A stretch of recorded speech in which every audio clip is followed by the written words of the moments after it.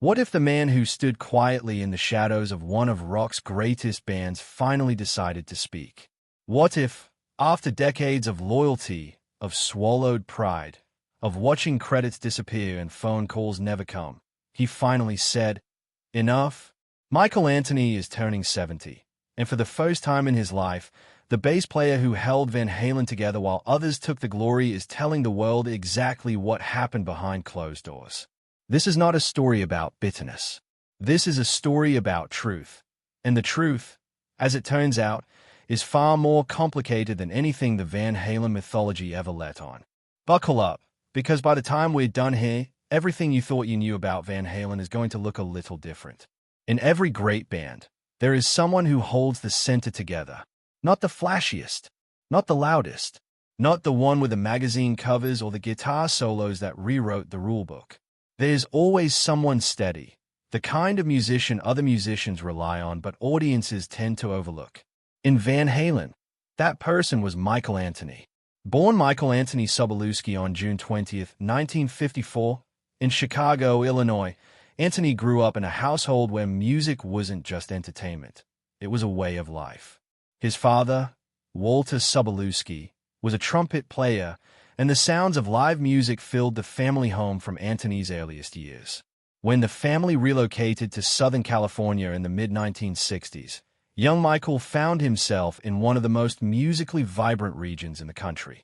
The surf rock and hard rock scenes were exploding all around him, and he wanted in. By his early teens, Anthony had made a decision that would define the rest of his life. While his peers gravitated toward guitar or drums, he picked up the bass. He wanted to be different. He wanted to find a role that was essential without being obvious, and he found exactly that.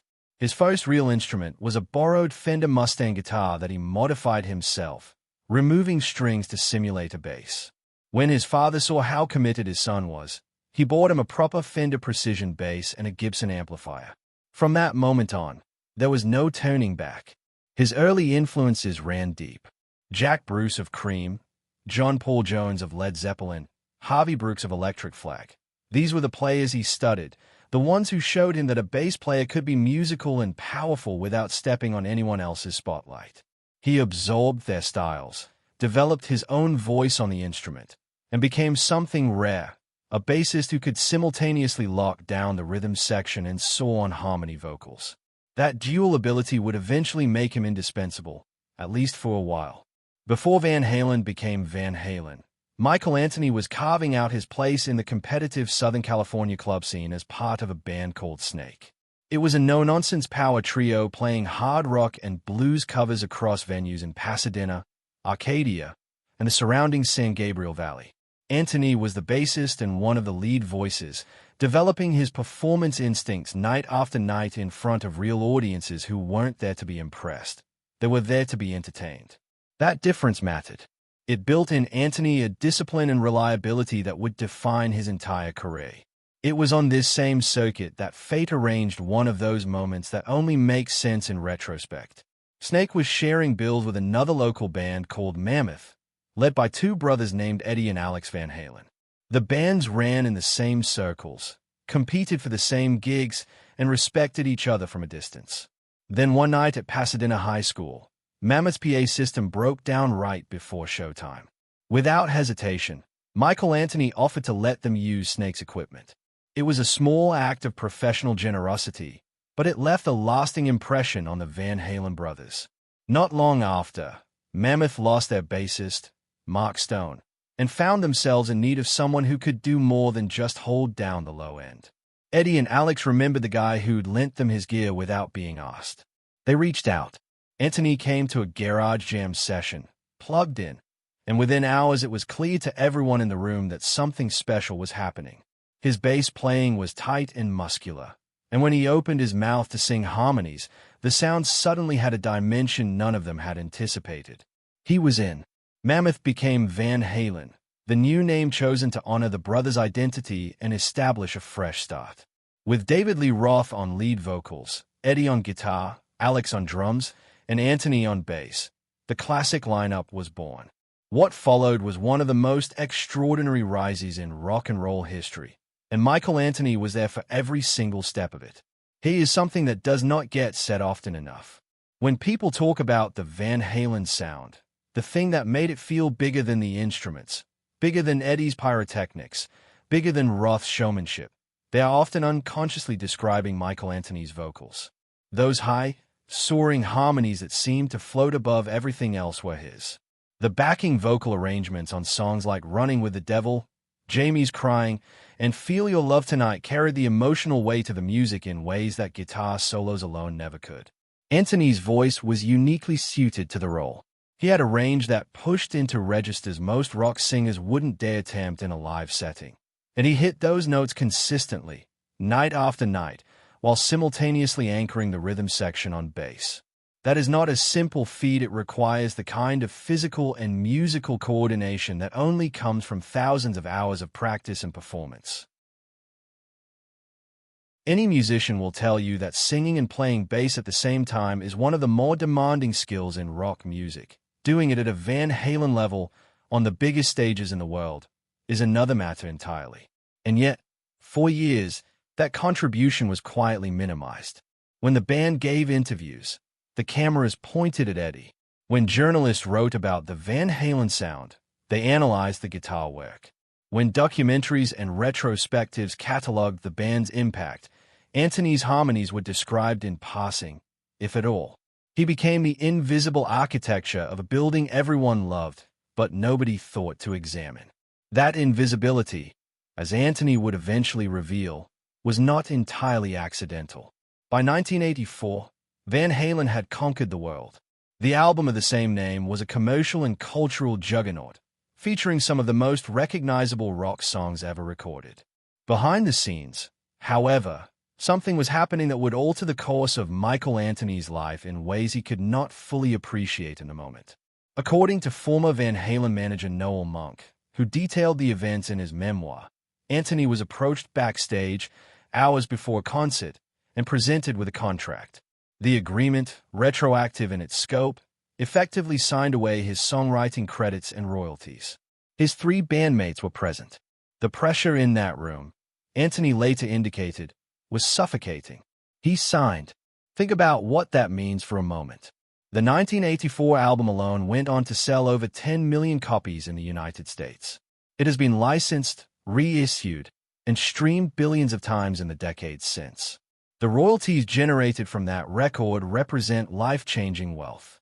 Michael Anthony, one of the four people who made that album, signed away his share of it in a hurried moment backstage because the alternative, confrontation, disruption, possibly the unraveling of the tour, felt too costly. He was a man who loved the music more than the money, and someone used that love against him. Anthony would not speak publicly about this incident for years. When he did begin to address it, carefully, in fan Q&A sessions and select interviews, he confirmed the broad strokes of Monk's account. He said that he signed under duress. He said that what mattered to him at the time was keeping the band together and getting back on stage. He said he had no interest in destroying something he'd spent his entire adult life building.